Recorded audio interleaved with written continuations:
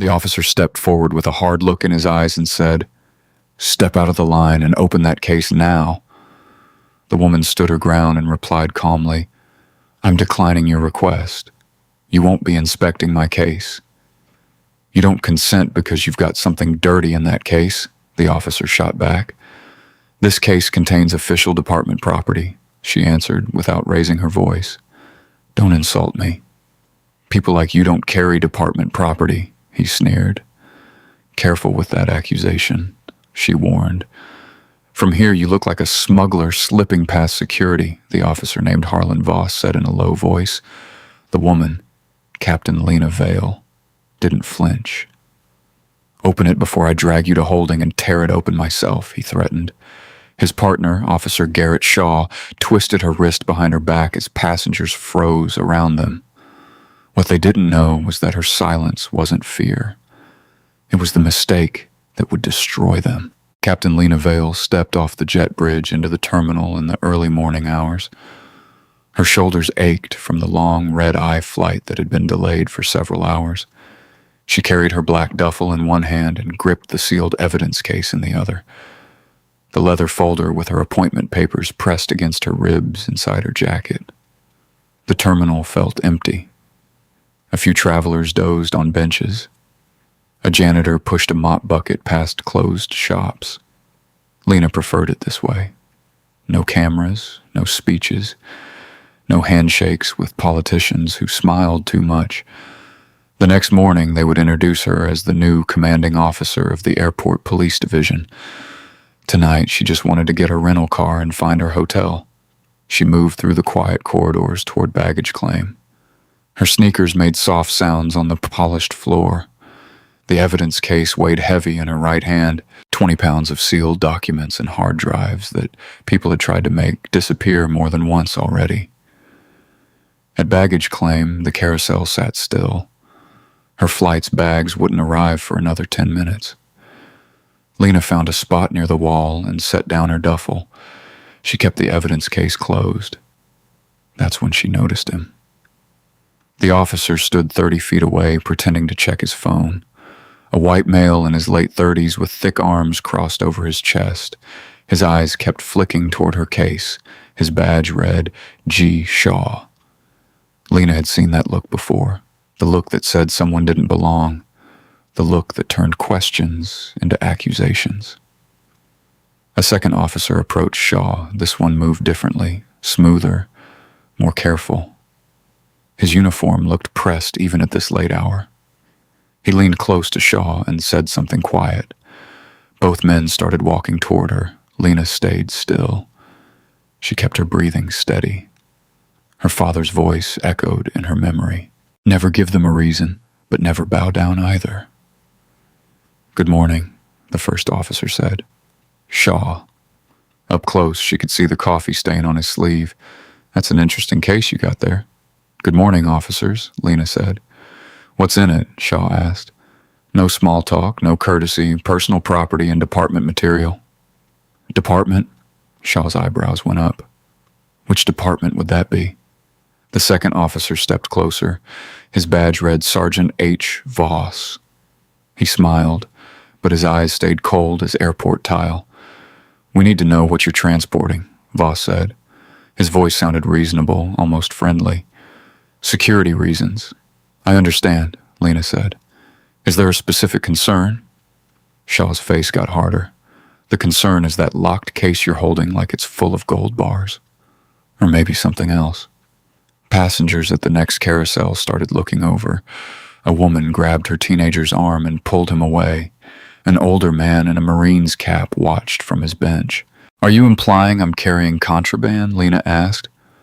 "I'm not implying nothing," Shaw said. "I'm asking what's in the case." Simple question. "Am I being detained?" Shaw's jaw tightened. People always ask that question now. They saw it on videos.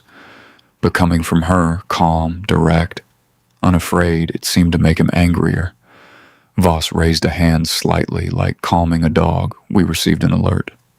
Suspicious person matching your description, traveling alone, unusual luggage, acting nervous."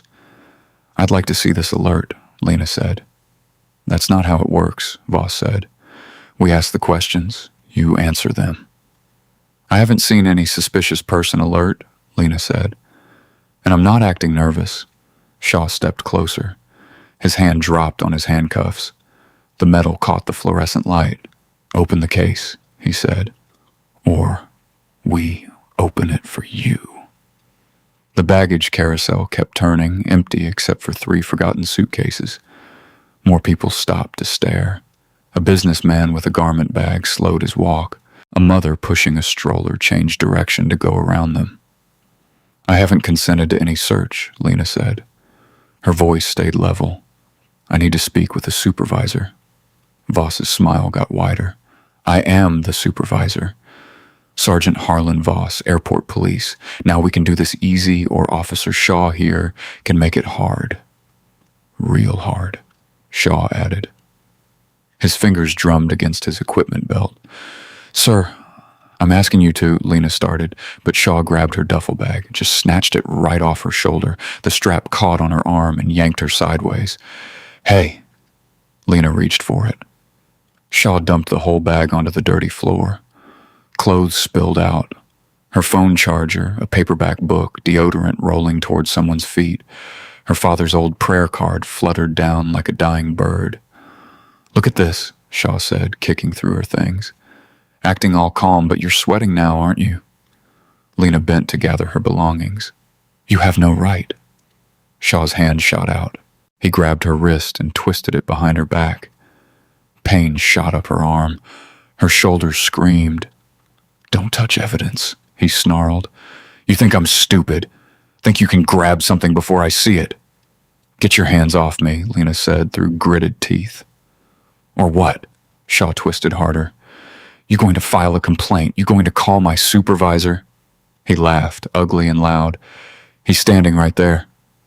The Marine veteran on the bench stood up. Officer, that's enough. Sir, step back, Voss said, moving between them. This is an active investigation. Investigation of what? The man asked. Suspected smuggling, Shaw announced. His voice carried across baggage claim. This woman is transporting illegal materials. Probably drugs, maybe worse. That's a lie, Lena said. Shaw yanked her arm higher. Shut your mouth. A short distance away, a gray-haired woman in a purple cardigan raised her phone. She held it steady, like she'd done this before. Nobody noticed her. Just another grandmother waiting for her ride. The case, Voss said. Let's see what's worth protecting. He popped the latches. The locks held. He produced a multi-tool and worked at them with practiced movements. The first lock gave way, then the second. Inside sat a badge presentation box, official documents with the city seal, and a black evidence drive marked Internal Affairs Confidential. Voss's hand stopped moving just for a second. His eyes flicked to Shaw, then back to the case. Could all be fake, Shaw said. These people get real clever. Fake badges, fake documents. Probably stole them from somewhere. Officers, Lena said, fighting to keep her voice steady despite the pain in her shoulder. You're making a mistake. You cannot come back from this. Look at those documents. Read them. I said, shut up, Shaw said. Voss closed the case without touching the paper. Suspicious materials. We'll need to verify their authenticity at the station. You know what those are, Lena said. You saw the seal. You saw the badge.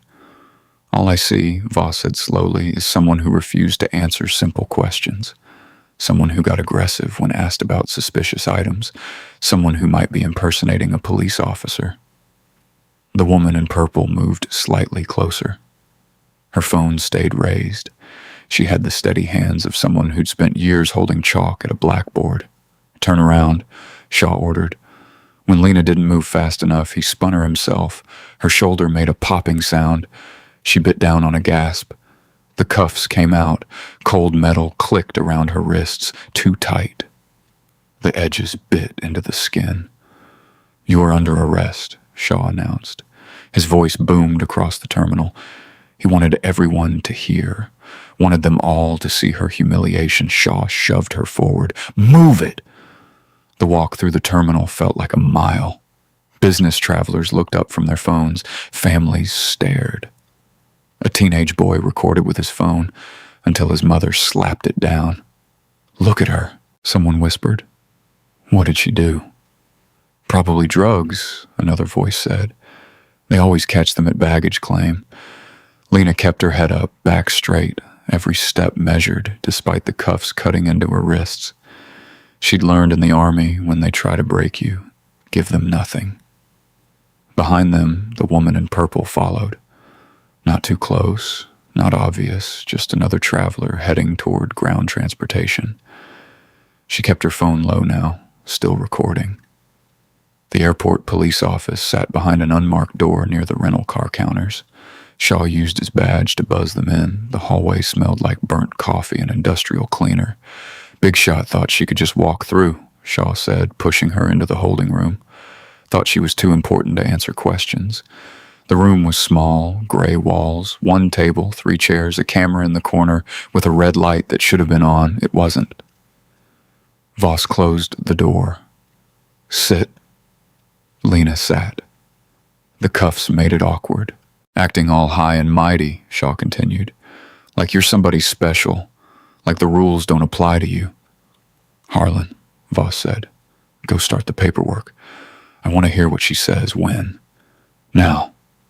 Shaw's face darkened, but he left. The door clicked shut. Voss sat across from her. He pulled out his notepad, trying to look official, trying to process this fast before the morning shift arrived, before real supervisors showed up.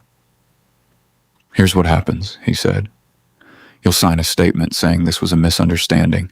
We'll release you with a warning about failing to comply with security procedure. Nobody needs to know about this." Lena said nothing.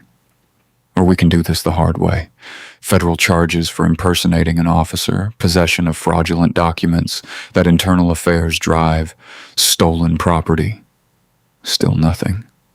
Voss's jaw tightened. "Your silence helps you.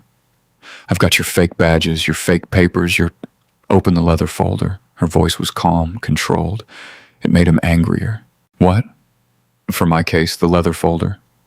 "Open it." "I don't take orders from." "Open it." Something in her tone made him stop.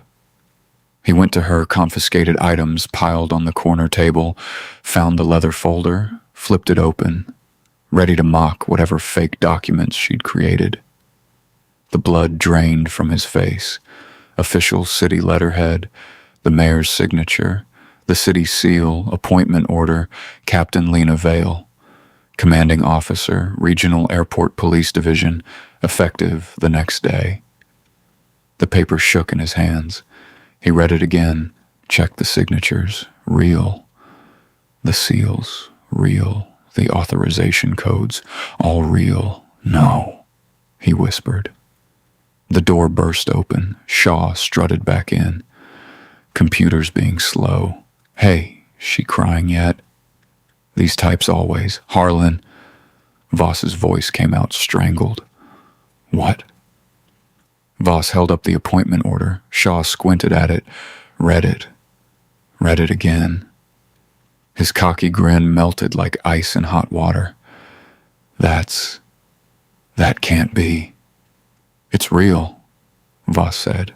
The room went silent except for the buzz of fluorescent lights. "Captain Vale," Voss started. His voice cracked. This was a misunderstanding. We received an alert. We had to check. You understand, we were just doing our jobs." Lena finally spoke. "A misunderstanding. Yes, absolutely. Just a mix-up. We'll get you out of these cuffs right away. Why was a lawful traveler searched without proof?" Lena asked. Voss opened his mouth, closed it. "Why was my sealed case opened?" "Nothing." "Why did Officer Shaw continue after seeing official seals?" Shaw backed toward the door like she might attack. His hand fumbled for the handle. Lena's voice never rose, never shook. That made it worse. A misunderstanding ends when the truth appears. You kept going. Voss's fingers hovered over the keyboard, not typing. His forehead gleamed with sweat under the harsh fluorescent lights. "Pull up the alert." Lena repeated. Her voice stayed steady, controlled. The cuff marks on her wrist had already turned purple. System slow tonight, Voss said. Maintenance window, you know how it is. I know you're stalling. Shaw shifted by the door, looking like he wanted to bolt. His earlier swagger had vanished completely. Now he just looked scared. Listen, Captain, Voss tried again.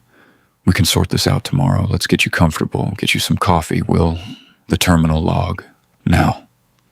Voss's jaw tightened. Reluctantly, he turned to the computer and typed. The screen flickered before displaying a suspicious person alert. According to the entry, a black female in her 30s carrying a locked case had been flagged for possible contraband or stolen property. The alert had been entered under Sergeant Voss's credentials late the previous night. Lena studied the timestamp and felt her stomach tighten. The alert had been created 20 minutes before her plane had even touched down. That's impossible, Voss said quickly. I wasn't even at that terminal. Someone used my login. Happens all the time. People share passwords when... Who knew I was carrying a locked case? The question hung in the air like smoke. Voss's mouth opened, closed, opened again. The alert mentioned a locked case. Specific. Not a bag, not luggage, a locked case. Lena stepped closer to the screen. Who knew that detail? Could have been TSA. They scan everything. TSA doesn't enter our alerts, Shaw finally spoke up, voice shaky. Harlan, what is going on? Shut up, Brent. You said it was routine. You said she looked suspicious. I said shut up. Lena studied them both. Shaw, panicking and confused. Voss, calculating and cornered. The dynamic told her everything. Officer Shaw, when did Sergeant Voss tell you about the alert? Shaw's eyes darted between them. He called me. Said to meet him at baggage claim. Said we had a possible smuggler coming in. Deputy Mayor Victor Lang walked into the airport police office in the early morning hours like he owned the place, which in a way he did. His suit was perfect. His smile was wider.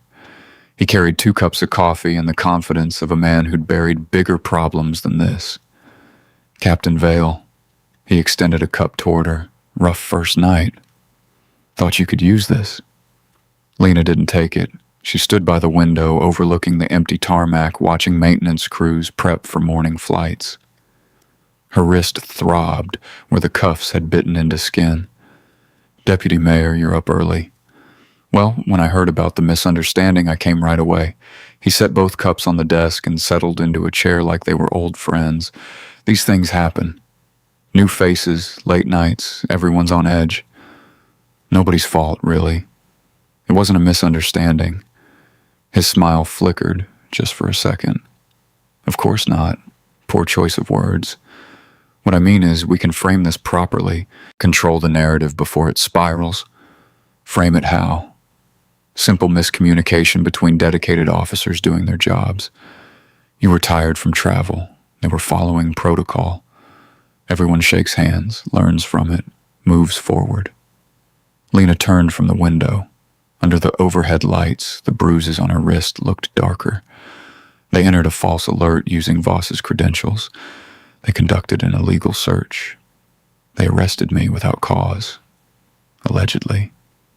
I was there, and I'm sure it felt very real to you. Lang leaned back, still smiling. Always smiling. But perception isn't always reality. Sometimes our experience is color. Are you calling me a liar? God, no. I'm saying memory gets fuzzy under stress. Details shift. What matters is how we present this to the public. He picked up one of the coffees, took a sip. The airport expansion vote is coming up soon. Thousands of jobs on the line. Federal grants worth hundreds of millions. Do we really want to torpedo all that over one awkward encounter? Awkward. Lena tasted the word. That's what you're calling it. What would you call it? Criminal. The smile finally died.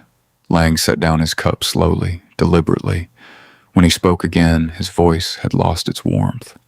Captain Vale, let me paint you a picture.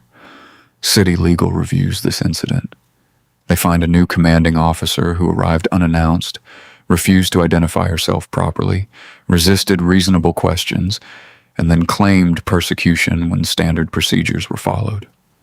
That's not what happened, isn't it? Because from where I sit, it looks like someone trying to manufacture a scandal, create public sympathy, build a case for the reform she was already planning to push. He stood, buttoning his jacket. Some might say you provoked this whole thing. Some might say you're threatening me. I'm protecting you and this city and every person whose paycheck depends on that airport running smoothly. He moved toward the door, then paused. The officers made an error in judgment. They'll be counseled, retrained. But if you push this publicly, if you try to burn them down, the only person who'll get burned is you. Lena watched him reach for the door handle. They're suspended pending investigation. No, they're not. He didn't turn around. Check your email. Chief Pike rescinded those orders an hour ago. Officer Shaw and Sergeant Voss remain on active duty until a full review is completed, which, given our backlog, could take months. The door clicked shut behind him. Lena stood alone in the fluorescent glare.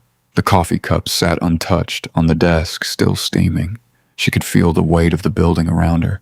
Every wall, every camera, every officer who'd choose loyalty to corruption over justice. She walked to the duty board mounted on the wall, 3 dozen nameplates in neat rows. Officer G. Shaw, Sergeant H. Voss. Still there, still active, still protected. Her fingers found Shaw's nameplate first. She pulled it free with a sharp snap, then Voss's. The metal pieces felt heavier than they should. She crossed to the command office. Her office, technically, though she hadn't even unpacked yet. The internal affairs drive sat on the desk, where she'd left it. The drive Voss had been so interested in. The drive someone had tried to intercept. The safe behind the desk was older than her career. She spun the combination, placed the drive inside, and locked it tight. Then we start before they know I've started. The briefing room smelled like burnt coffee and fear. 40 officers packed the space, back straight, eyes forward. City staff lined the walls.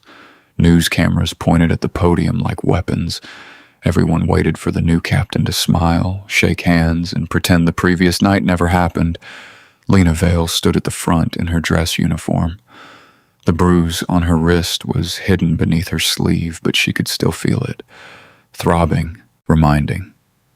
Deputy Mayor Lang sat in the front row. That practiced smile plastered across his face.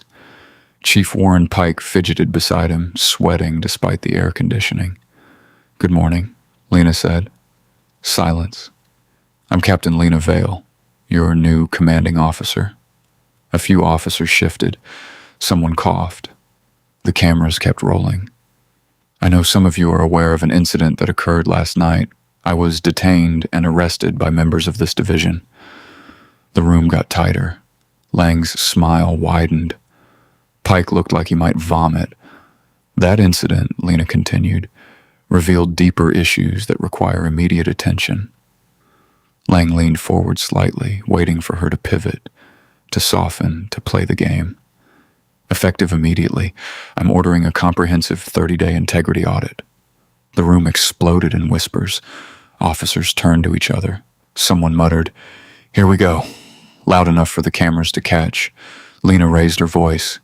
"Every stop, every search, every seizure, every complaint filed against this division in the past 2 years will be reviewed."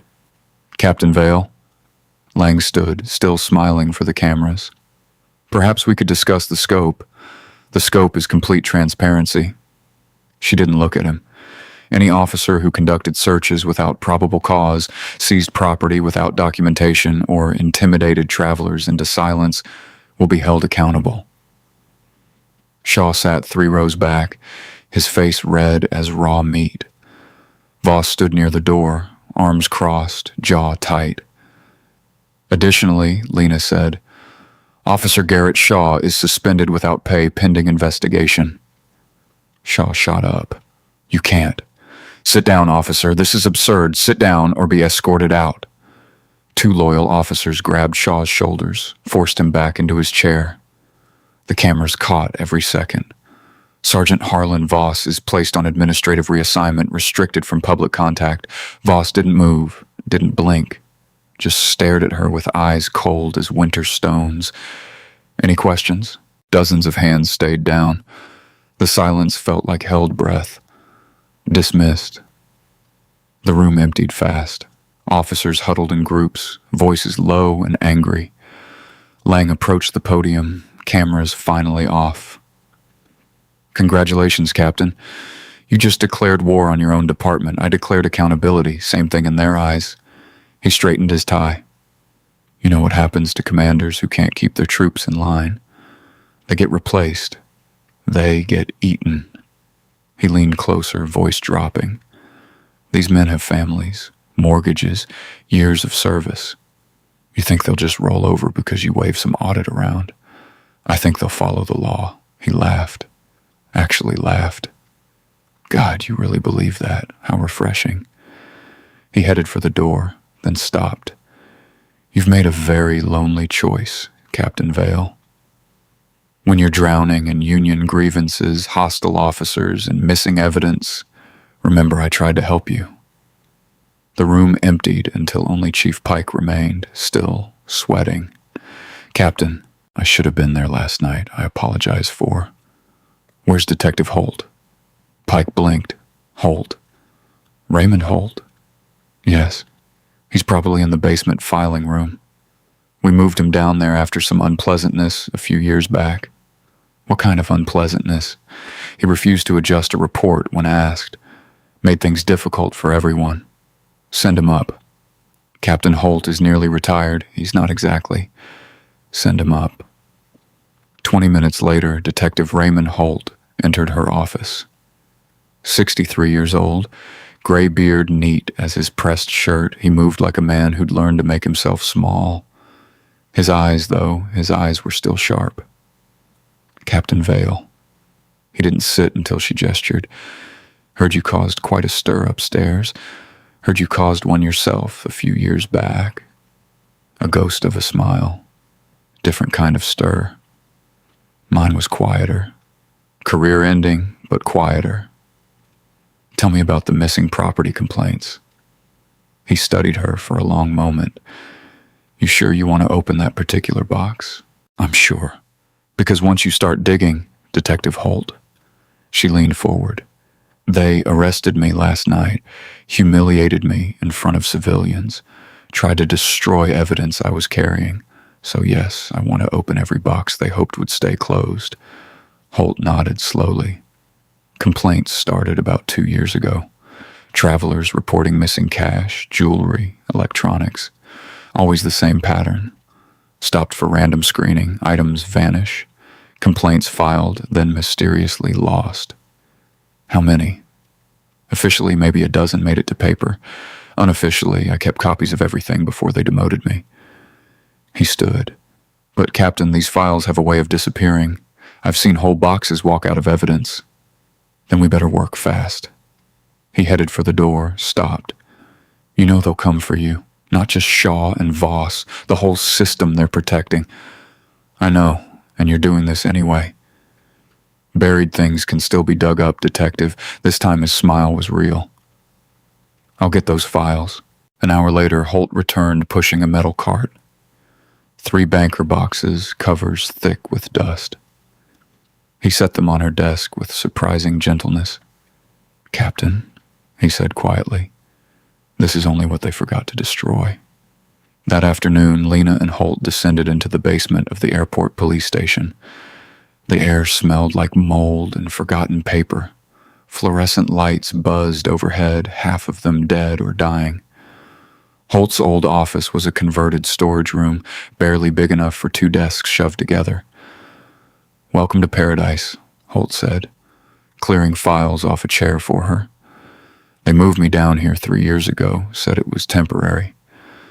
They opened the first box, complaint forms, some handwritten, some typed. Each one a story of loss. Rosa Martinez, Holt read, 68 years old, stopped at security, had her late husband's gold watch in her carry-on, never saw it again. Lena took the next file. James Washington, 75, traveling to his grandson's graduation. $800 cash vanished during a pat-down. Marie Duval, Haitian immigrant, her passport disappeared during secondary screening. Took her 6 months to get a replacement. File after file, always the same officers' names. Shaw, Voss, sometimes others, always the same outcome. Property gone, complaints buried. Look at the patterns. Holt spread papers across the desk. Older passengers, people of color, immigrants, working folks who carry cash because they don't trust banks, people they thought couldn't fight back. Exactly. Lena picked up a folder marked with a small cross. Inside, Lorraine Ellison's complaint, 72 years old, church treasurer, stopped while carrying $8,400 in fundraiser money. Jesus, Lena whispered. That one haunts me, Holt said. Sweet lady, been raising money for youth programs for 40 years. They destroyed her. Lena read the report. Voss and Shaw had detained Lorraine for 2 hours, claimed her cash was suspicious. When she explained about the church fundraiser, they laughed, called her a liar. The money vanished into evidence and never came back. Her complaint was filed, as resolved. No wrongdoing found. Holt's jaw tightened. I tried to help her, got told to mind my own business or join her on the no-fly list. You have her address. 2847 Magnolia Street, little yellow house with the Virgin Mary in the garden. That evening, they parked outside Lorraine Ellison's home. The house was modest, but loved. Fresh paint, swept porch, flowers in every window box. A statue of Mary stood among roses, hands open in blessing. Lorraine answered on the second knock. Small woman, silver hair and neat braids, wearing a house dress with tiny flowers. Her eyes went wide, seeing uniforms. Mrs. Ellison, I'm Captain Lena Vale. This is Detective Holt. We'd like to talk about what happened at the airport. Lorraine's hand tightened on the door. I told everything 2 years ago. Nobody listened. I'm listening now. Something in Lena's voice made Lorraine pause. She studied them both, then stepped aside. The living room was a shrine to family and faith. Photos covered every surface. Grandchildren, church groups, mission trips. A worn Bible sat open on the coffee table. Would you like sweet tea? Lorraine asked, already moving toward the kitchen. Please don't trouble yourself. Child, in this house we offer hospitality, even to police, who finally remembered my name. She returned with 3 glasses on a tray, hands slightly shaking. They sat in chairs probably older than Lena. Tell me what happened, Lena said gently. Lorraine set down her glass. I was flying to a church conference. Had $8,400 in cash, money we'd raised selling plates and having bake sales for 2 years for the youth center. Her voice stayed steady, but her hands twisted a tissue. That Shaw man stopped me at security, said I looked nervous. I explained about the money, showed him the church letterhead, the deposit slip, everything. He called over Sergeant Voss. What did Voss do? Smiled. The word came out bitter. Smiled like some fool. Said anybody could fake church papers. They took me to a little room, searched my bags, my pockets, counted the money real slow like they were already spending it. Holt's knuckles went white around his glass. They said it was suspicious for an old black woman to carry so much cash. Said I must be a drug mule. Lorraine laughed, sharp and hurt. Me, a drug mule. I've been teaching Sunday school since before they were born. What happened to the money? Evidence, they said, would be returned after investigation. I called every week for 6 months. Finally, some lady told me to stop harassing them or face charges. Lorraine stood, walked to an old secretary desk, pulled out an envelope, worn soft from handling. This held that money, all those fish fries and car washes, all those kids counting change after 2. She handed it to Lena. Keep calling it evidence, but we both know what it really was. Theft. Lena held the empty envelope like it was sacred. I'm reopening your case. Don't make promises you can't keep. I'm not. You're a nice woman, Captain. I can see that, but But those men got power, got protection. They made me feel like a criminal in front of everybody. Made me afraid to fly to see my own grandchildren. Lorraine's eyes filled but didn't spill. Promises don't scare powerful men. Only consequences do. Then I'll make sure there are consequences. Lorraine studied her for a long moment. You really believe that? Yes. Why? Because they did the same thing to me last night. Arrested me, humiliated me, would have destroyed my evidence if they could. Lorraine reached over, touched Lena's bruised wrist with surprising gentleness. Then, you understand. I understand. They finished their tea in silence. At the door, Lorraine caught Lena's arm. Be careful, child. Men like that don't just steal money. They steal dignity, peace, safety. And when cornered, she didn't finish. Walking back to the car, Holt's phone buzzed. He read the message, face going dark. Captain, what is it? He showed her the screen. Local news alert. A video thumbnail showed Voss in his dress uniform standing before cameras. Turn it up. Voss's voice filled the car. Being persecuted by a commander with a personal vendetta, Captain Vale is retaliating because my partner and I properly questioned her suspicious behavior at the airport. Now she's dragging innocent officers through the mud to justify her radical agenda. Holt lowered the phone. He's going on offense. Good, Lena said. Angry men make mistakes. Angry men also destroy careers. She looked back at Lorraine's yellow house, the Mary statue blessing empty air. Thought about that empty envelope, soft from tears and time. Then we better make sure we destroy theirs first. Holt started the car. Voss has friends at the local news. By tomorrow, half the city will think you're the villain. Let them. Lena's voice carried steel. Tomorrow, I'll have Lorraine Ellison telling her story. Let's see whose truth weighs more. The morning news played on 3 different screens in the airport police briefing room. Lena stood alone watching her career burn. Officer Shaw has served this community for 14 years without a single complaint. The union representative's face filled the screen, practiced concern in every line. Now he's suspended because he dared to do his job, because he questioned someone who happened to have political connections. Click. Next channel. Voss's attorney, a sharp-suited man with perfect teeth. Captain Vale clearly came here with an agenda. Within hours of arrival, she targeted veteran officers. This is retaliation, pure and simple. Click. Sources inside City Hall say the mayor is deeply concerned about Captain Vale's aggressive approach. Turn that poison off. Detective Holt entered carrying coffee and exhaustion. Behind him, 2 younger officers quickly looked away. The whole building was choosing sides, and most were picking the safe one. How bad? Lena asked. Channel 7 ran Voss's interview 3 times this morning. Channel 11 has Shaw's wife crying about their mortgage. Social media is worse. Holt handed her coffee. Someone leaked that you were arrested for suspicious behavior. They're leaving out the part where you're the captain. Of course they are. The door opened again. Deputy Mayor Lang entered, like he owned the air itself, tailored suit and campaign smile. Captain Vale, unfortunate morning. Is it? His smile tightened. This media circus helps no one. The officers involved are willing to accept letters of reprimand. You keep your command. Everyone moves forward. Letters of reprimand for false arrest, for procedural confusion during a heightened security period. They knew who I was when they cuffed me.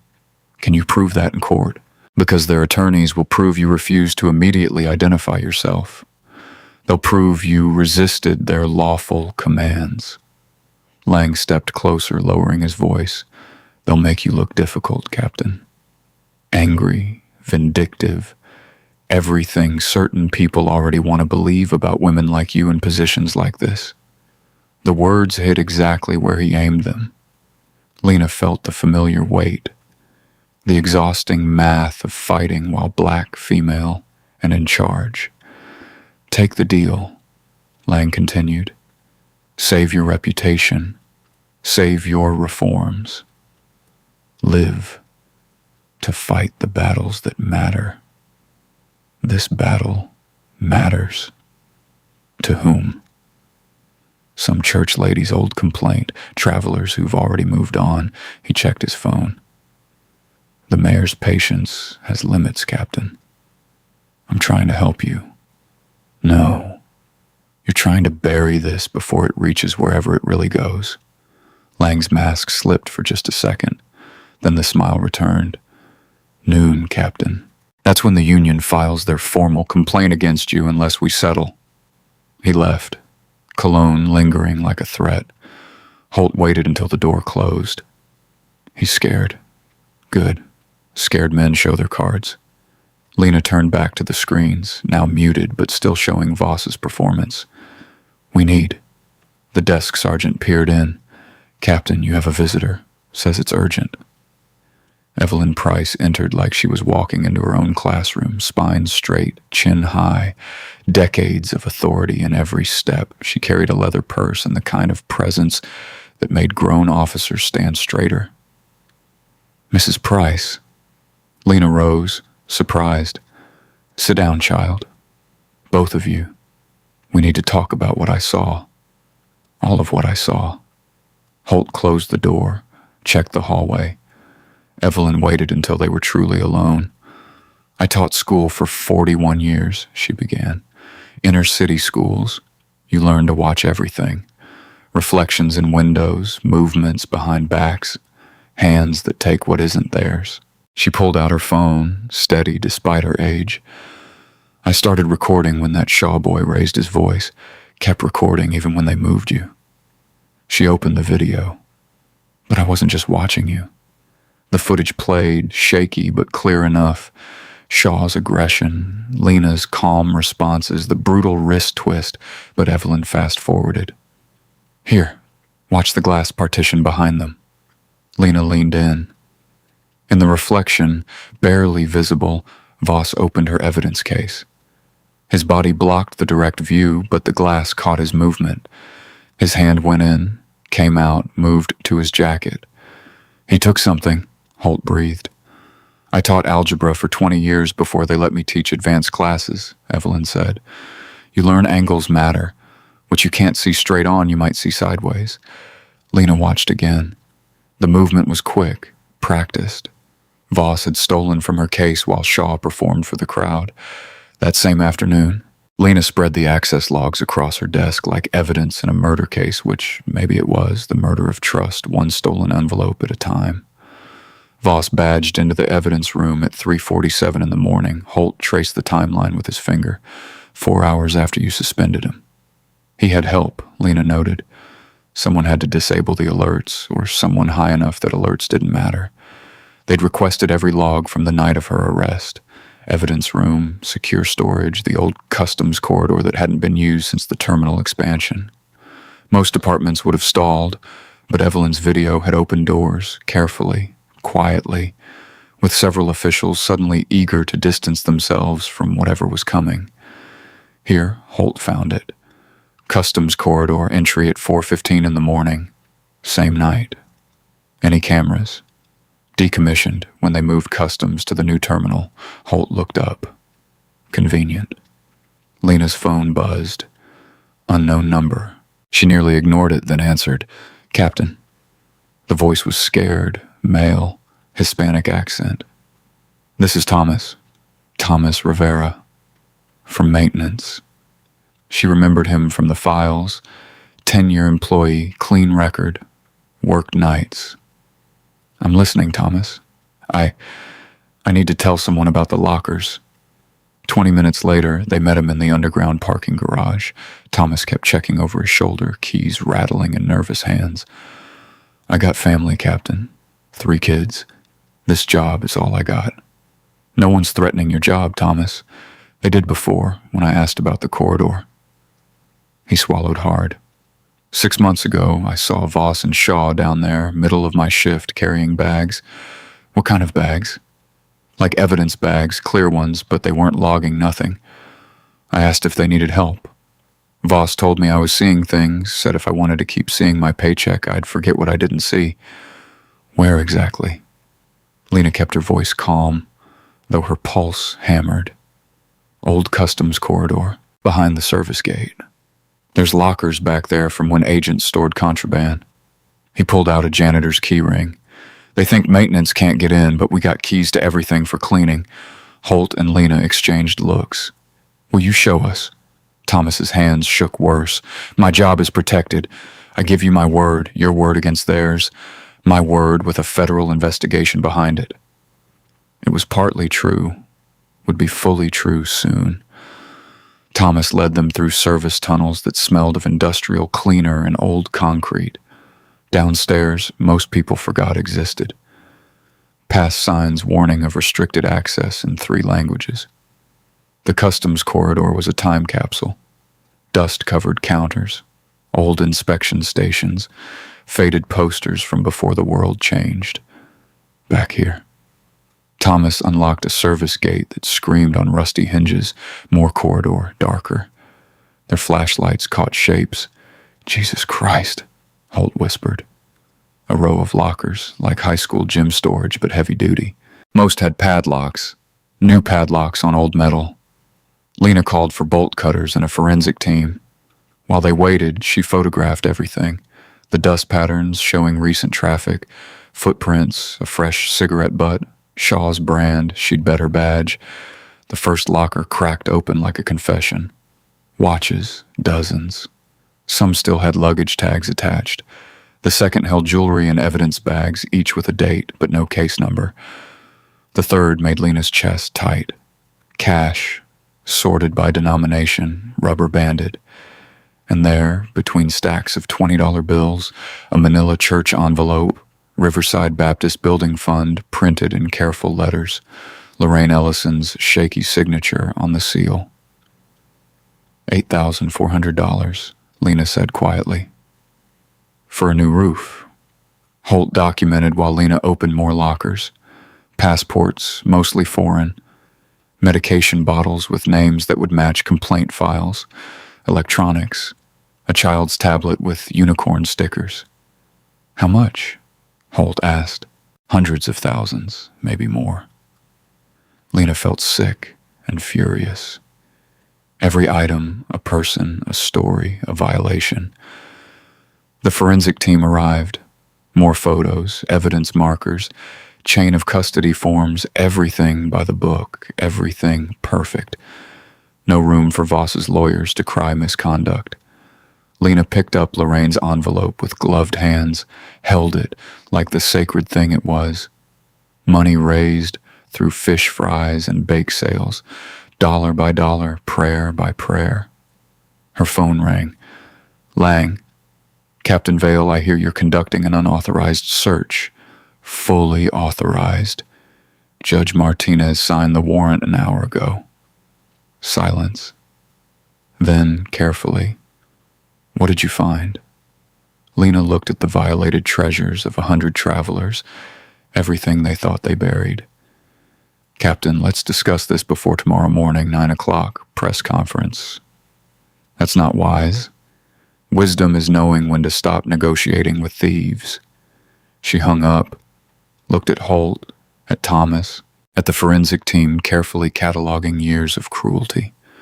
Tomorrow, she said, holding Lorraine's envelope. The city tells the truth. Before dawn touched the sky, Lena's headlights cut through empty streets toward headquarters. She'd barely slept, mind racing with plans for the press conference, Lorraine's envelope, the hidden lockers, the passports, every piece of evidence would speak today.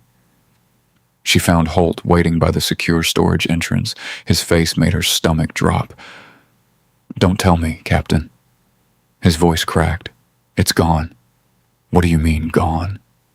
He opened the storage room door. Empty shelves stared back, no boxes, no evidence bags, no envelope with Lorraine Ellison's careful signature. The room smelled of bleach, like someone had scrubbed away their crimes along with the proof. How? The word came out sharp enough to cut.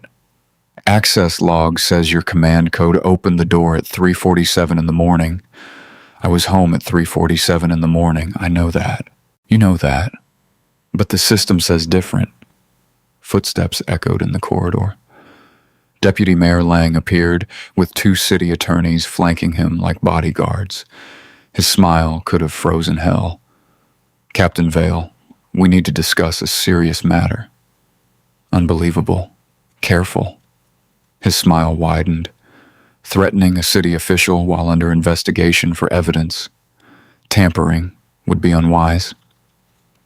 One of the lawyers, a woman with dead eyes, stepped forward.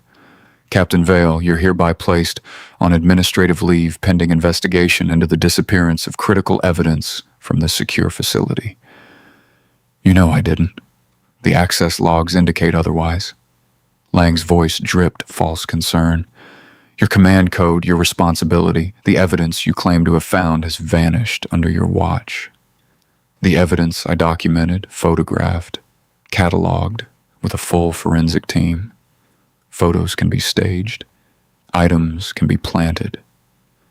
The second lawyer, younger, eager to impress, without physical evidence. "We only have your word, and given your confrontational approach to this department, your word carries certain questions. Get out of my station." "Actually," Lang checked his watch, "it's Chief Warren Pike's station. You're relieved of command effective immediately. Please surrender your weapon and badge." The words hit like physical blows. Lena's hand moved instinctively to her service weapon.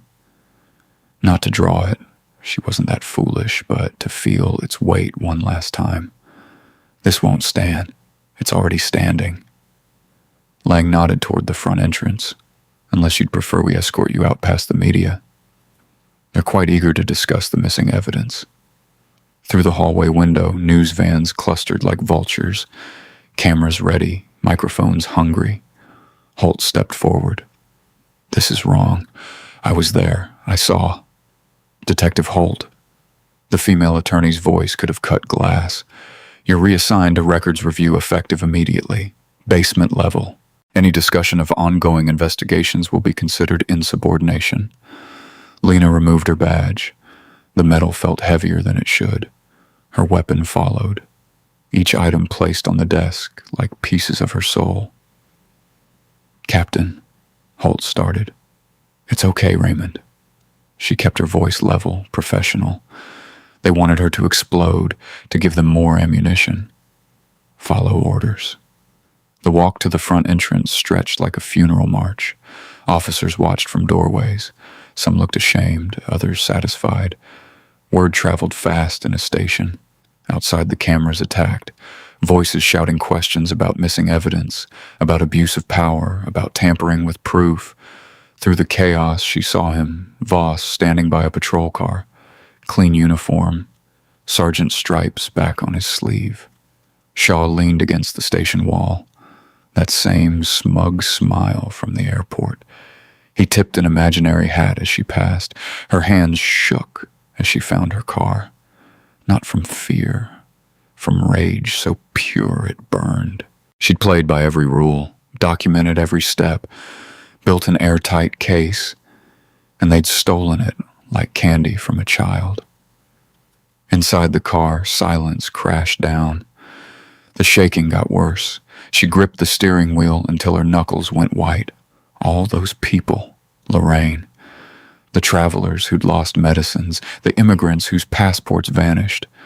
All of them betrayed. Again. Her phone buzzed. Voicemail notification. She almost deleted it. Probably another reporter, another vulture. But the number looked familiar. Lorraine Ellison's voice filled the car, steady, stronger than Lena had ever heard it. "Captain Vale, I don't know what they did to you today, but I know what they did to me. And I'm not afraid anymore. You come by when you're ready. I'll have coffee on." The message ended. Lena played it again, then once more. She wiped her eyes, turned the key, and drove toward Lorraine's house instead of going home. Lorraine Ellison's front porch still held the morning chill when Lena pulled into the narrow driveway. The house looked smaller in daylight, faded yellow siding, flower boxes that had seen better seasons, a screen door that needed fixing. But the lights were on, and smoke curled from the chimney like a welcome. Before Lena could knock, the door opened. Lorraine stood there in a church dress and cardigan, her gray hair pinned back neat as Sunday service. Behind her, voices murmured in the living room. Captain Vale. Lorraine's voice carried the same strength from the voicemail. Come in, child. We've been waiting. The living room smelled of coffee and old wood polish. Evelyn Price sat on the worn sofa, her teacher's posture straight as a ruler. Two other women Lena didn't recognize occupied the chairs. One young, maybe 30, with tired eyes and calloused hands. The other older, Latino, clutching a manila envelope like a lifeline. Sit, Lorraine commanded, pointing to the kitchen table visible through the doorway. We need to talk proper. They gathered around Lorraine's kitchen table, scarred wood that had probably hosted decades of family meals and homework sessions. Lena felt exposed without her badge, smaller without her authority. These women looked at her expectantly, and she had nothing to offer but failure. The evidence is gone. The words tasted bitter. Everything we found, the lockers, the stolen items, your envelope, all of it disappeared overnight. Did you take it? Lorraine asked. No. Then they stole it twice. First from us, then from you. Lorraine poured coffee from a percolator that belonged in a museum. That don't make it less true. The young woman leaned forward. I'm Sandra Torres. They took my grandmother's wedding ring 2 months ago. Sergeant Voss said it looked suspicious for airport security. Never got it back. The older woman opened her envelope with shaking fingers. Carmen Gutierrez. My husband's medication. Heart pills.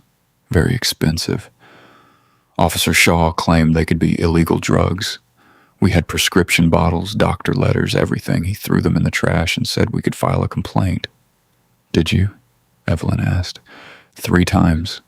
No one called back. Lena's stomach clenched. I'm sorry. I thought I could. Authority is not the same as truth. Lorraine interrupted. You lost your badge. You didn't lose being right. Evelyn pulled out a small notebook. Teacher habits dying hard. My retired teachers network covers 3 counties. Church contacts go even further. If these officers have been stealing from travelers, there are more victims. What good does talking do? Sandra's voice carried the weight of someone who'd been disappointed before. They'll just deny everything again. Not if we all talk at once. Evelyn's eyes sparked with the same fire that had made her record the airport arrest. 41 years teaching middle school. You learn a few things about bullies. They count on people staying isolated and afraid. Lorraine stood and returned with an old church directory. Phone numbers filled every page. Start calling. Tell people what happened. Ask if airport police ever took their things. By noon, the living room buzzed with quiet activity. Evelyn worked her phone like a campaign manager, reaching out to former colleagues, book club members, retired principals across the region. Carmen called relatives, friends from her citizenship class, anyone who'd traveled through the airport in the past year. Each conversation followed the same pattern. Initial skepticism, then recognition, then anger. Stories poured out like water from a broken dam. Cash disappeared during random searches. Jewelry vanished from carry-on bags. Medications were confiscated and never returned. Always the same officers. Always the same excuses. Sandra kept a growing list of names and dates. 17 people so far. All different flights, different months. Same pattern. More coming, Evelyn reported. Mrs. Patterson from my bridge club is driving over. Says Shaw took her husband's watch last Christmas. The front door opened without a knock. Detective Holt stepped inside, looking older than his years. He'd changed from his uniform into civilian clothes, but exhaustion clung to him like smoke. Amos, Lena stood. You shouldn't be here. Your pension. Pension don't mean much if I can't look at myself in the mirror. He pulled up a chair. They got me filing 20-year-old burglary reports. Figured I might as well do something useful instead. Lorraine poured him coffee without asking. What can you tell us that they don't want told? Holt opened a folder he'd carried in. Internal access logs going back 18 months. Every time those storage lockers were opened, every time evidence went missing from the system. Patterns clear as daylight if you know how to read it. Is that enough? Sandra asked. Not in court. They'll claim the logs were tampered with. Holt rubbed his temples. But it shows we're not making this up. The afternoon brought more visitors. An elderly man whose passport disappeared during a connection. A young mother whose baby formula was confiscated and discarded. A college student whose textbooks were seized as suspicious cargo. Each story added weight to the growing pile of receipts, complaint numbers, and witness statements. Near evening, a soft knock interrupted their work. Lena opened the door to find Thomas Rivera standing on the porch, hat in his hands, shame written across his face. Captain, I need to tell you something. She let him in. The room went quiet as he stood awkwardly by the door. I lied when I took back my statement. They threatened my job, my family's insurance, but what they're doing, it ain't right. We understand, Lorraine said gently. Fear makes people do things they regret. There's something else, something I didn't tell you before. Thomas twisted his hat. That old customs corridor. It's got freight cameras, independent system, runs on a different server than the regular airport security. Maintenance uses it to track cargo movement in the restricted areas. Holt sat up straight. Airport police don't control those cameras. No, sir. Different department entirely. Old system barely works half the time, but it records everything in those corridors. If those officers moved stolen goods through there, the footage might still exist. Lena finished. Been working freight security for 6 years. Never seen anyone check those recordings. Most people forget the cameras exist. The room erupted in excited murmurs. Carmen crossed herself. Sandra gripped her manila envelope tighter.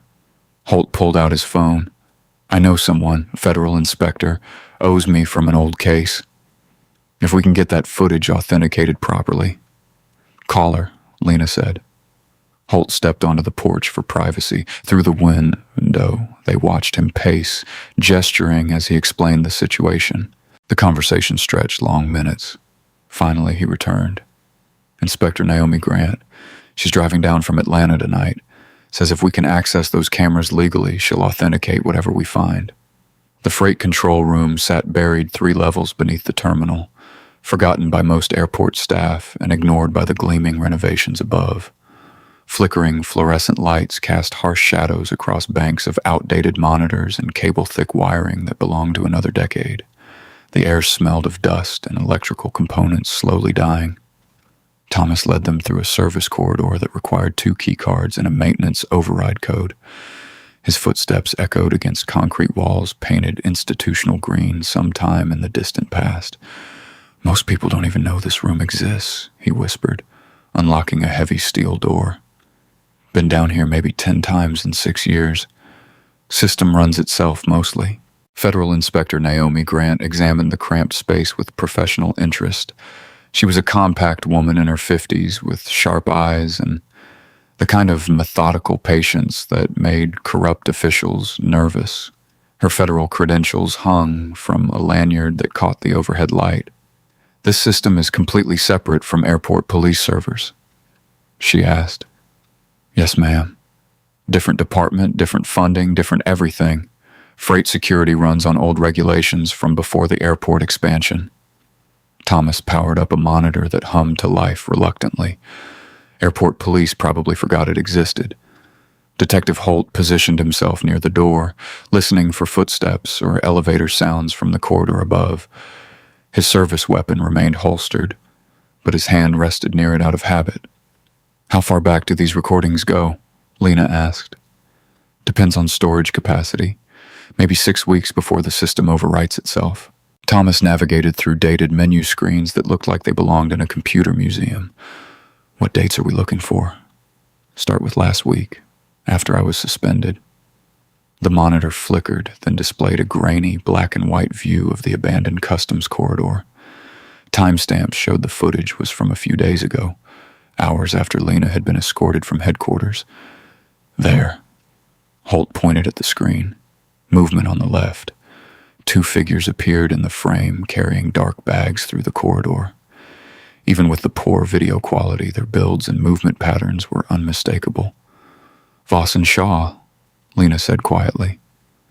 They watched the officers unlock the service gate she had discovered, then emerge with multiple bags and containers, the stolen evidence from the hidden lockers. Voss checked his watch repeatedly while Shaw loaded items into what looked like airport maintenance carts. "They're moving everything to a different location," Grant observed, "destroying the evidence trail." "Can you enhance this footage?" Lena asked. "Federal lab can clean it up enough for court." Grant connected a recording device to the system. "But this is already admissible as is. Timestamps, independent system, chain of custody intact." Thomas scrolled backward through more dates. "Let me check earlier footage, see if there's more." The days rolled backward on the screen. More late-night visits from Voss and Shaw. Occasional appearances by other officers Lena did not recognize. The theft operation had been running for months, maybe longer. Then Thomas stopped scrolling. "Wait. Go back to that timestamp," Lena said. 2 nights before her arrival in the city. The corridor was empty for long minutes, then 3 figures entered the frame. 2 were familiar, Voss and Shaw conducting their usual business. The 3rd figure made Lena's breath catch, Deputy Mayor Victor Lang. "I knew it," Holt muttered. On screen, Lang walked through the restricted corridor like he owned it. He examined the hidden lockers while Voss opened them for inspection. Shaw stood guard near the entrance. The 3 men talked for several minutes, Lang pointing at specific items, Voss nodding and taking notes. He's not covering up a scandal, Lena realized. He's managing a criminal enterprise. Grant leaned closer to the monitor. "This changes everything. Federal prosecutors love corruption cases involving elected officials." They watched Lang inspect envelopes of cash, jewelry, and other seized items. He selected several pieces, slipping them into his jacket pockets. Voss handed him what appeared to be a thick envelope. "He's taking a cut," Holt said. "Regular payments." The footage continued. Lang and Voss discussed something intensely while examining a tablet computer. Then all 3 men left together, Lang checking his watch before disappearing from frame. "This was before I arrived in the city," Lena said. "Before my arrest. They knew I was coming." Thomas advanced the timeline. More meetings between Lang and the corrupt officers. Planning sessions, document exchanges. The airport arrest had not been random harassment by biased cops. It had been a calculated attempt to intercept her internal affairs drive before she could expose their operation. "They panicked when they saw the federal evidence case," Grant noted. "Figured if they discredited you immediately, they could bury whatever you brought. Instead, they created the perfect trap for themselves." Lena watched Lang's image on the monitor. Every lie they told, every cover-up they attempted, it all led back to this. Grant finished copying the footage onto multiple drives. "I need to contact the federal prosecutor's office tonight. Organized theft, civil rights violations, conspiracy, public corruption. This is going to be a big case." Holt's radio crackled softly. He listened to the dispatcher, then turned to the group. "We need to move. Security sweep coming through this area in 20 minutes. They powered down the monitors and secured the room. Thomas locked each door behind them as they made their way back through the service corridors. The evidence drives felt heavy in Grant's briefcase, weeks of planning and criminal activity compressed into digital files that would destroy careers and send people to prison. At the surface level, Grant shook hands with each of them. "I'll have preliminary authentication within hours, full analysis by morning. Whatever happens next, that footage is bulletproof evidence." As her federal vehicle disappeared into airport traffic, Lena felt something she had not experienced since her arrest: genuine hope. Not just for clearing her own name, but for delivering justice to the travelers who had been victimized by people sworn to protect them. Her phone buzzed with an urgent message. Lena read it twice, then showed Holt the screen. "City Council emergency session, tomorrow morning, 9 o'clock.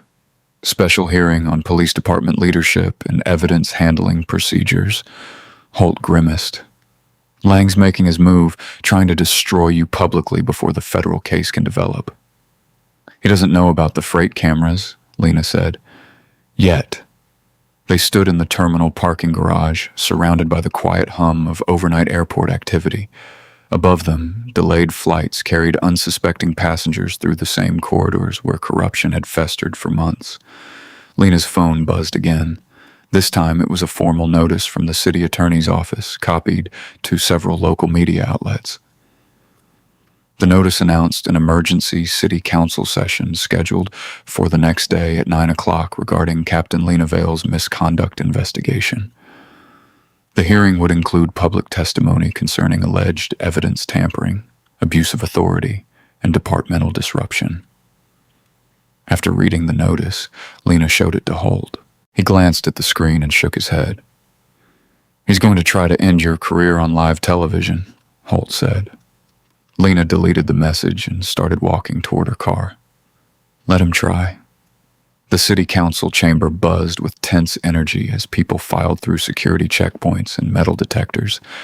News crews positioned cameras along the sidewalls while reporters claimed seats in the front rows. Airport workers clustered together near the back, many still wearing their uniforms from overnight shifts. Police officers filled an entire section, some supporting Lena, others clearly loyal to the old guard. Lena entered through a side door wearing her dress uniform with captain's bars gleaming under the harsh fluorescent lights.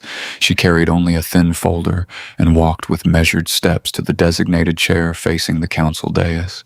Behind her, she heard whispers and camera shutters clicking. Deputy Mayor Victor Lang sat at the center of the raised platform, flanked by 4 other council members who looked uncomfortable with the early morning spectacle. His smile appeared confident, almost cheerful, as if he were about to resolve an unfortunate misunderstanding instead of destroying someone's career. Sergeant Harlan Voss and Officer Garrett Shaw occupied seats near the front, their attorney positioned between them like a shield.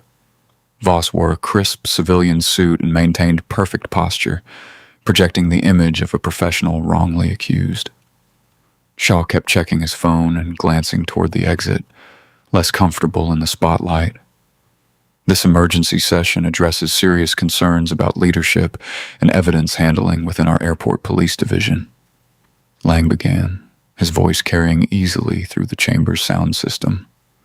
Recent events have raised questions about Captain Vale's judgment and methods.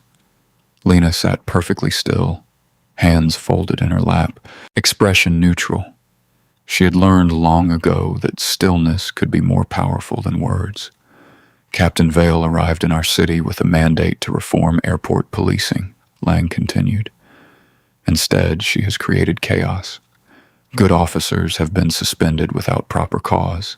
Evidence has disappeared under her watch. Morale has collapsed. Several officers in the audience nodded, a few reporters scribbled notes. The victims Lena had met remained silent, waiting. The missing property seized during Captain Vale's arrest represents a clear failure of command responsibility, Lang said. Federal evidence vanished from secure storage while under her direct control. This suggests either incompetence or deliberate misconduct.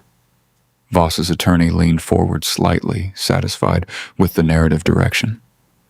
His clients appeared vindicated. Professional officers caught between politics and an unstable commander. Furthermore, Captain Vale's aggressive targeting of Sergeant Voss and Officer Shaw appears retaliatory rather than investigative, Lang added. Both officers followed proper procedure when questioning a suspicious traveler. They could not have known her identity because she failed to identify herself as law enforcement. The chamber remained quiet, but tension filled the air like static before a thunderstorm. Lang's version of events sounded reasonable, even sympathetic. 2 hard-working cops doing their jobs, then punished by an authority figure with hurt feelings and a political agenda. Captain Vale has had multiple opportunities to address these concerns privately, Lang said. Instead, she chose public confrontation and media attention. This pattern suggests someone more interested in personal vindication than professional responsibility. He paused, letting his words settle. Several council members nodded approval. The police officers looked increasingly confident. Voss straightened his tie and whispered something to his attorney. "Captain Vale, you may now respond to these allegations." Lang's tone suggested he expected either silence or a weak defense that would justify her immediate termination. Lena stood slowly, smoothing her uniform jacket. She walked to the podium positioned in front of the council dais, her footsteps echoing in the suddenly quiet chamber. "Thank you, Deputy Mayor Lang." Her voice was clear, professional, and completely calm. "Before addressing your accusations, I would like to share one citizen statement with this chamber." Lang frowned slightly, but nodded. "Proceed." Lena opened her folder and removed a small remote control. "Could someone activate the display screens, please?" A technician near the back wall pressed several buttons. Large monitors descended from the ceiling on both sides of the chamber. The screens flickered to life, showing the city seal and meeting information. "This citizen recorded the events at baggage claim on my first night in your city," Lena said. She pressed a button on the remote. Evelyn Price's phone footage filled the screens. The chamber watched Officer Shaw grab Lena's belongings, twist her arm behind her back, and accuse her of smuggling while passengers looked on in shock. Sergeant Voss appeared calm and professional on camera, but his refusal to show the suspicious person alert was clearly visible. The audio quality captured every harsh word, every threat, every moment of public humiliation. Several people in the audience shifted uncomfortably. A few officers looked away from the screens. "This woman is not a police officer," Lena said as the footage played. "She's a retired school principal who recognized abuse when she saw it." The video ended with Shaw snapping handcuffs onto Lena's wrists while she warned them about crossing a line they could not erase. The chamber remained silent for several seconds after the screens went dark. "That footage proves nothing," Voss's attorney called out.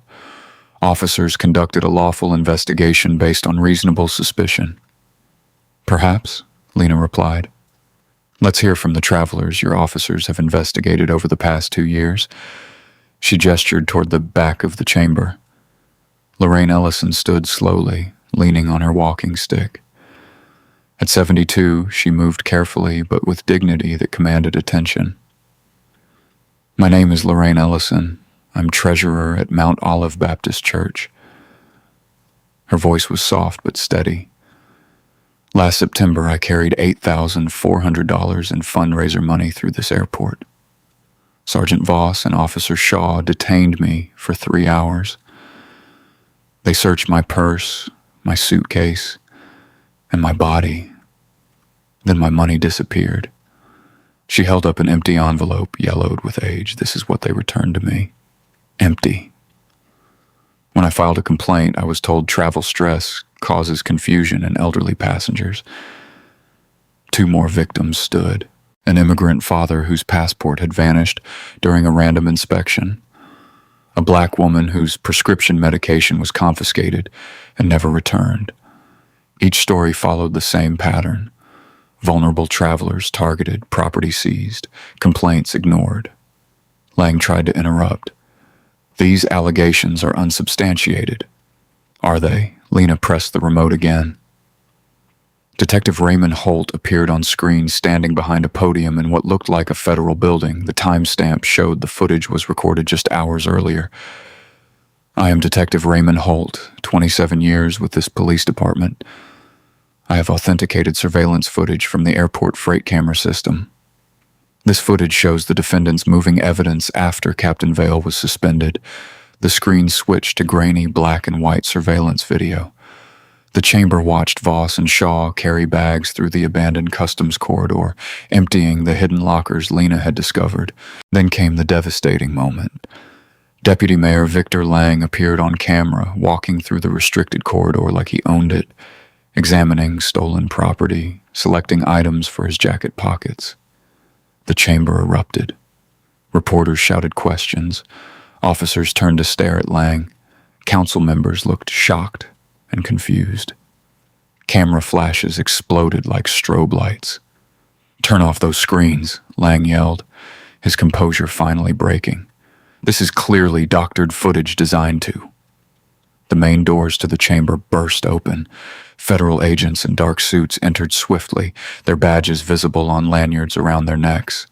The chamber exploded into chaos as federal agents moved with practiced precision toward their targets.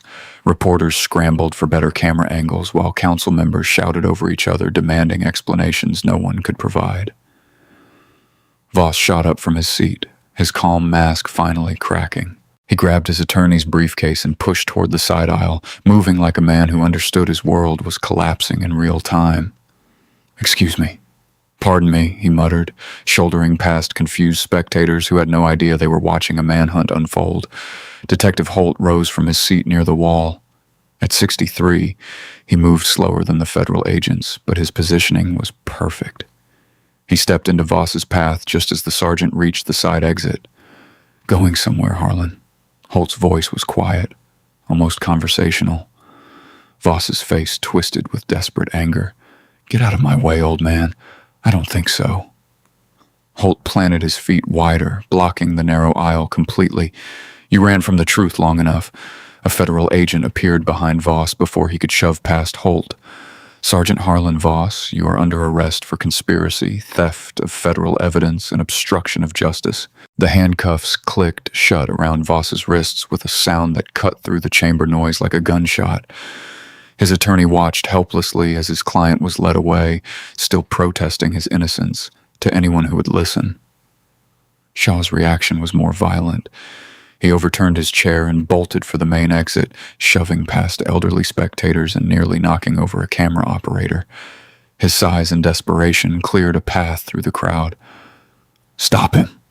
someone yelled, but Shaw had already reached the double doors. He burst into the hallway outside the chamber, breathing hard and looking both ways like a trapped animal.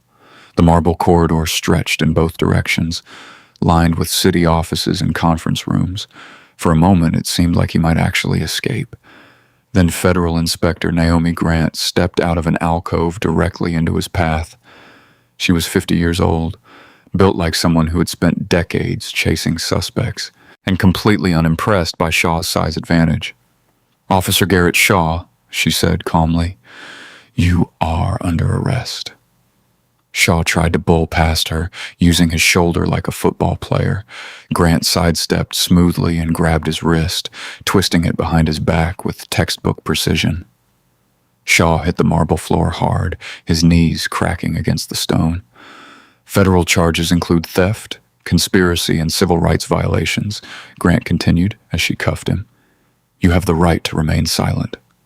Camera crews poured into the hallway, capturing every second of Shaw's arrest.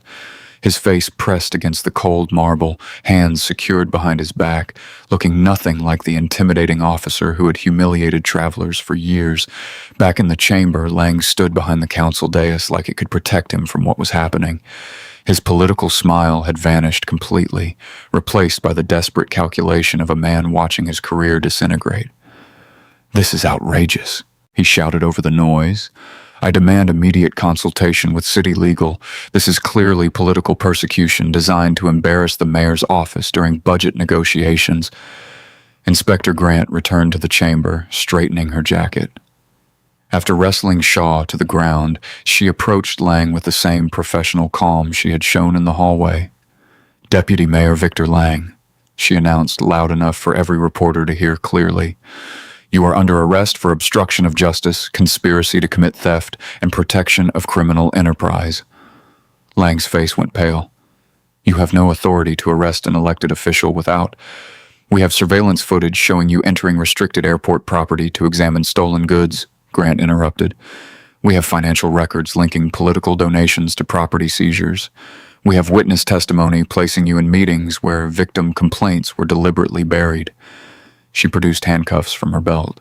"You can surrender voluntarily, or we can do this the hard way in front of all these cameras." Lang looked around the chamber, desperately searching for allies who were suddenly very interested in their phones or notebooks. The council members who had nodded along with his accusations now avoided eye contact completely. "This is a witch hunt," he said weakly, but he extended his hands for the cuffs. The chamber fell almost silent as the metallic clicks echoed through the room. Every reporter captured when Deputy Mayor Victor Lang became just another defendant in handcuffs. News of the arrest spread faster than wildfire through City Hall. By mid-morning, Airport Police Chief Warren Pike had submitted his resignation letter, citing family priorities and personal health concerns. Internal records later revealed he had ignored or buried complaints about Voss and Shaw for over 3 years. The police union issued a terse statement withdrawing all support from Shaw after reviewing the surveillance footage.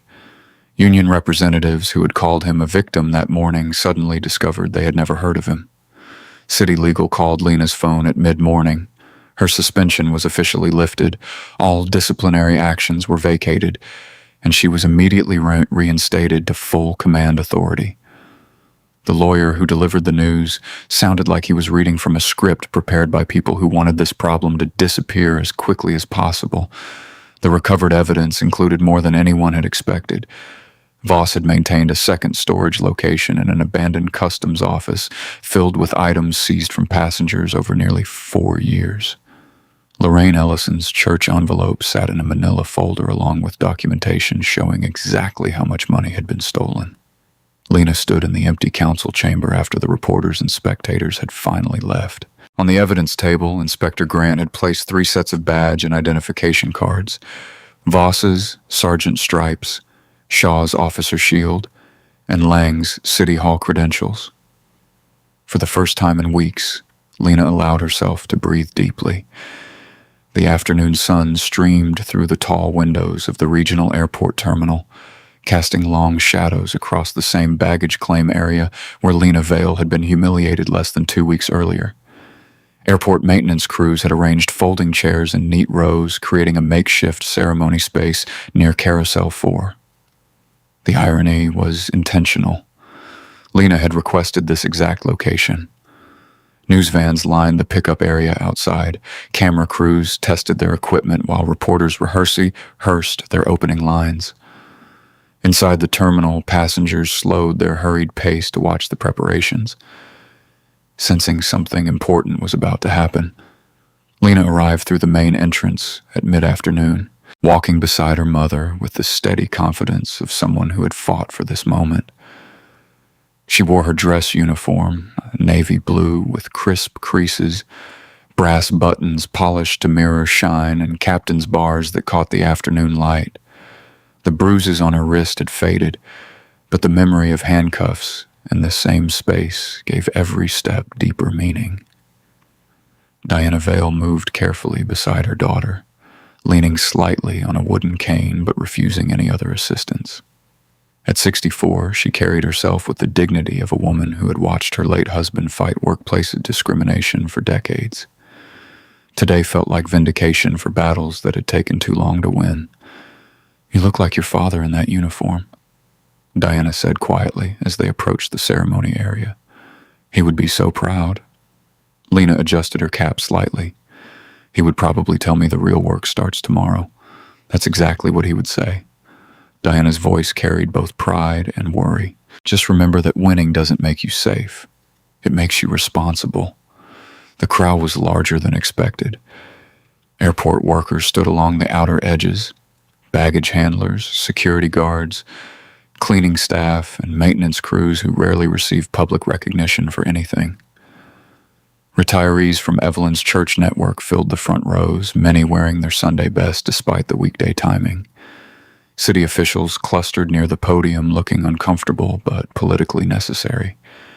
Detective Raymond Holt stood near the sidewall, still wearing his basement assignment clothes, but carrying himself differently. At 63, he had stopped expecting vindication for the corruption he had tried to expose years earlier. Now he watched Lena with the satisfaction of someone who had finally backed the right person. Thomas Rivera waited nervously near the maintenance corridor entrance, dressed in his cleanest work uniform. His supervisor had guaranteed him protection from retaliation, but years of keeping quiet had taught him to worry about powerful people's promises. Still, he had come forward when it mattered most. Evelyn Price sat in the front row wearing a navy blazer and holding the small purse that had contained her phone during Lena's arrest. At 68, she had spent 4 decades protecting students and teachers from bullies. Recording that airport confrontation had been instinctive, the same impulse that had made her a legendary principal. Lorraine Ellison arrived exactly on time, accompanied by 3 women from her church. She wore a burgundy dress and carried the same purse she had been holding when Voss and Shaw detained her. The empty fundraiser envelope was tucked inside, kept as evidence of what they had stolen. Today, she would finally get her money back.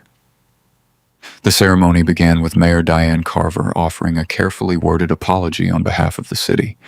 Her speech acknowledged serious failures in oversight and accountability, while avoiding specific details that might complicate ongoing federal prosecutions. Today, we restore trust, the mayor announced to scattered applause. Today, we prove that justice is not negotiable. Inspector Grant stepped forward with a manila envelope containing $8,400 in cash, the exact amount stolen from Lorraine's church fundraiser. The bills were crisp and new, replacing the worn 20s and 50s that congregation members had contributed for their community outreach program. Mrs. Ellison, Grant said formally, "On behalf of the federal investigation, I return what was unlawfully taken from you." Lorraine accepted the envelope with shaking hands. She opened it carefully, counting the bills with the precision of someone who had managed church finances for 20 years. When she finished, tears rolled down her cheeks. "Thank you," she whispered, then looked directly at the cameras. "I stopped flying after they made me feel like a criminal. Today, I know I was never the criminal." The crowd erupted in genuine applause, not polite political clapping, but the kind of sustained appreciation reserved for moments of real justice. Evelyn received recognition next.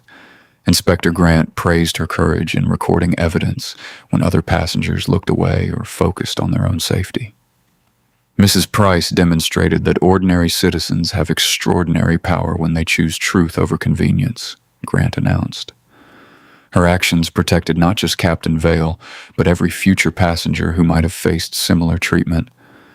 Evelyn stood briefly, waving to acknowledge the applause, then sat down quickly. She had never enjoyed being the center of attention, but she understood the importance of what her phone had captured. "I taught school for 41 years, she said into the microphone someone thrust toward her. "I know a bully when I see one. I also know what happens when good people stay quiet." Thomas received the strongest protection. Mayor Carver announced that the city's whistleblower policy would be expanded specifically to protect airport workers who reported misconduct. Thomas would be offered a new position as civilian compliance liaison, working directly with the airport police to ensure proper procedures. Mr. Rivera risked his job and his family's security to tell the truth, the mayor said. "We will make sure that courage is rewarded, not punished." Holt's promotion was announced with particular emphasis. The new Integrity Review Unit would have independent authority to investigate complaints against airport police, with direct reporting to federal oversight rather than local command. "Detective Holt has waited too long for this opportunity," Inspector Grant said. "His integrity cost him advancement for years. Today, that integrity becomes the foundation for accountability." Finally, Lena stepped forward for her oath. Judge Rebecca Morrison, brought in specifically to avoid any appearance of political influence, administered the swearing-in with clear, precise language. "Do you solemnly swear to faithfully execute the duties of Captain Regional Airport Police Division, and to the best of your ability preserve, protect, and defend the rights of all travelers, regardless of race, religion, national origin, economic status, or any other characteristic?" "I do," Lena said firmly. "Do you swear to hold yourself and those under your command to the highest standards of integrity, service, and accountability?" "I do." "Then by the authority vested in me by the state and with the support of federal oversight, I reinstate you as captain with full authority to reform, restructure, and rebuild this division." The applause was thunderous. Airport workers cheered, church members stood and clapped. Even some of the city officials looked genuinely moved by the ceremony's emotional power. Lena took the podium for her first official address as captain. She announced immediate changes. A traveler rights desk staffed by trained advocates, priority assistance for seniors and vulnerable passengers, independent evidence controls managed by federal oversight, and mandatory body cameras for all officers with no ability to mute or disable them. This division will serve every person who enters this airport with equal respect, she declared. Rich or poor, citizen or visitor, young or old, everyone deserves dignity when they travel. As the ceremony concluded, people began moving toward the exits. Children who had watched from the edges started approaching Lena, curious about her uniform and the celebration they had witnessed. A young black girl, maybe 8 years old, walked up to Lena with the directness that only children possess. She looked up at the captain's bars, then at Lena's face. "Are you in charge?" she asked simply. Lena knelt slightly, bringing herself to the girl's eye level. Behind them, workers were already installing a new command plaque that read, "Captain Lena Vale. Integrity, service, accountability." Lena smiled genuinely for the first time in weeks. "Yes, sweetheart. Today I am." In the end, what this story reminds us is that real courage often comes from unexpected places, from a retired teacher who chooses to press record, from a church treasurer who refuses to be broken, from a maintenance worker who risks everything to tell the truth. It shows us that when power is abused in the shadows, it can take the bravery of many ordinary people standing together to bring it into the light. We learn that justice may be delayed and the road may be lonely, but truth has a way of prevailing when we refuse to give up on it. In our own lives, we may not all face corruption on this scale, but we all have moments where we see something unfair happening to someone else, and we have to decide whether to walk away or to stand up. The choice isn't always easy, and the cost can feel real, but every time we choose kindness over comfort, accountability over silence, we add a little more light to the world. May we all find the strength to be the person who records the truth, who speaks up for the vulnerable, who believes that even when the evidence disappears, the story isn't over. Because in the end, it's not the badges or the titles that define us, but the moments when we choose to do what's right, even when it's hard. And that choice, made again and again, is what builds a world where everyone, no matter who they are or where they're going, can travel with dignity and safety.